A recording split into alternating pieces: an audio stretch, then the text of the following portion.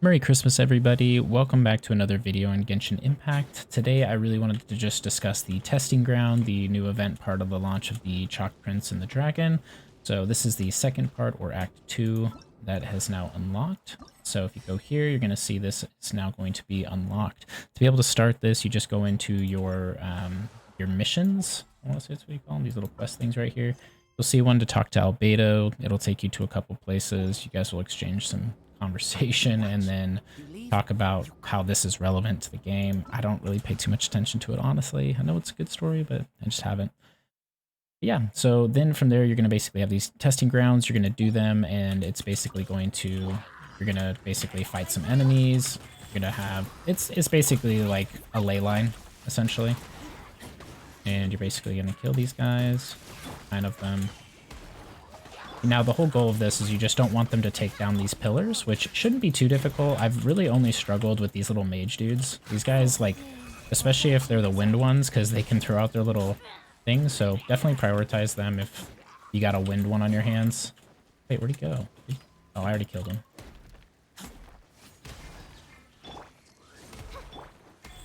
So.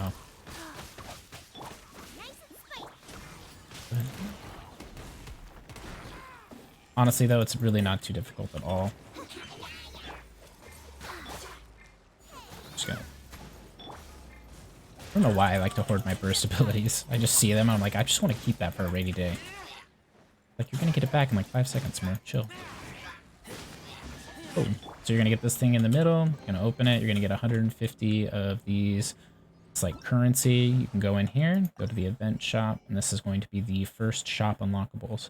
Now, I've already got through all of mine except for the Mora, so what I will tell you is that you go into the event details and click this, you're going to see all of the quests that you can do for it. So you've got 180 primogems worth and about, if my math's right, 120k Mora.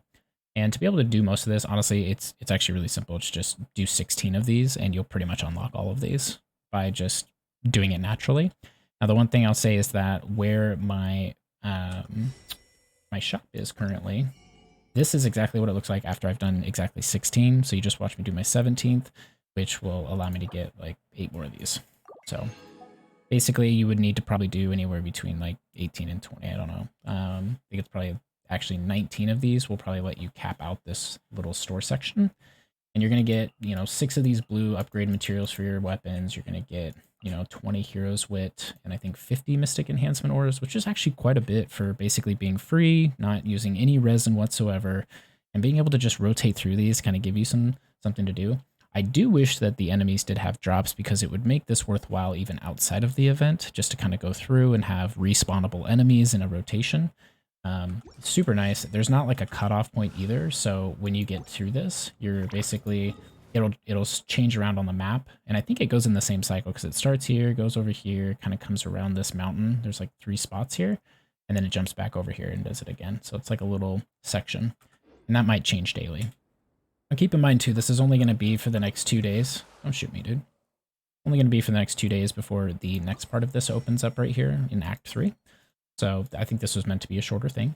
The other thing to notice too is after you've gotten all 16 of these done and you've completed all these challenges, you will unlock the ability section here for the second ability, which increases the crit rate by 35% in this region. And then it also lowers the sheer cold at a slower rate for the character that wields the weapon.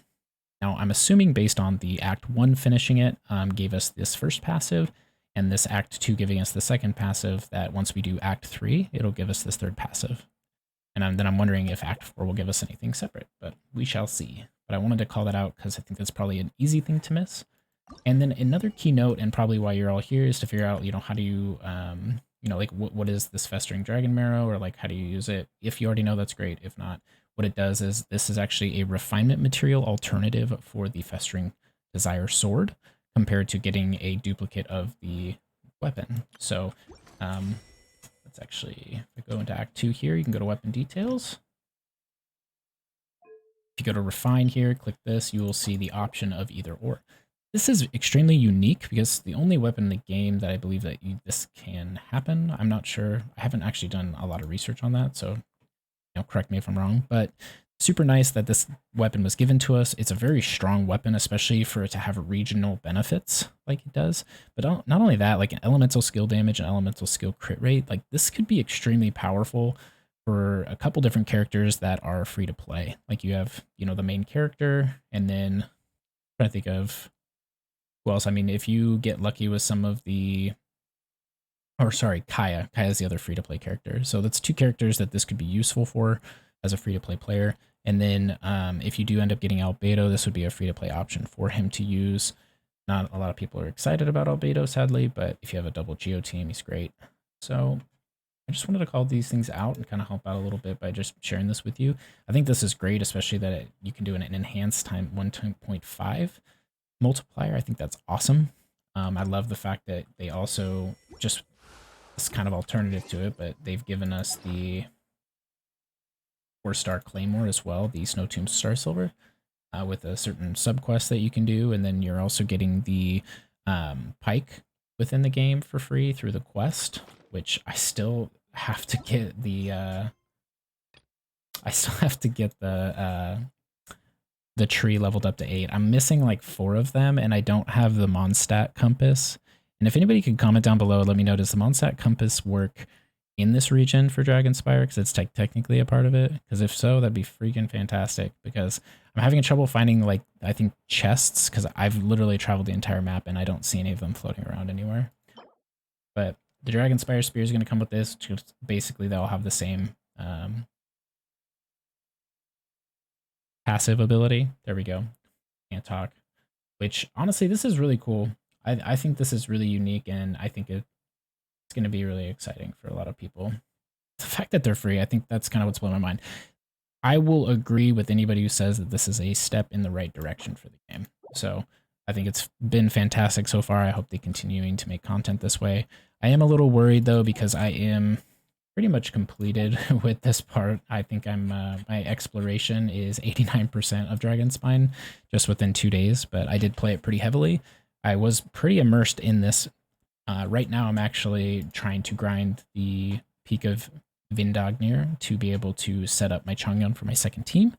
He's actually going to be who I build that around, but if you have a child or Mona team, this is also going to be an incredible set. If that's what I think this is going to be a child set more than anything. So this would be a great set for child, and then I'm going to use this to replace my Noblesse on Chang'an as my main. So overall, just such great content, but hopefully this helps you out with getting a little bit started with the Act 2 part of the quest and kind of go over a little bit about just in general. I'm just really thrilled with the content so far. So anyways, I hope you have a fantastic holiday. Thanks for letting me ramble on a little bit, but enjoy. I hope that this kind of gives you a direction of knowing what you're going to get. I'd recommend doing like 19 of these. It doesn't take very long. It took me about an hour to do 16. And I just want to thank you so much for checking out this video. Like if it helped you, subscribe if you like content on Genshin and any other games. And I will see you all in the next one. Have a happy holiday and a Merry Christmas.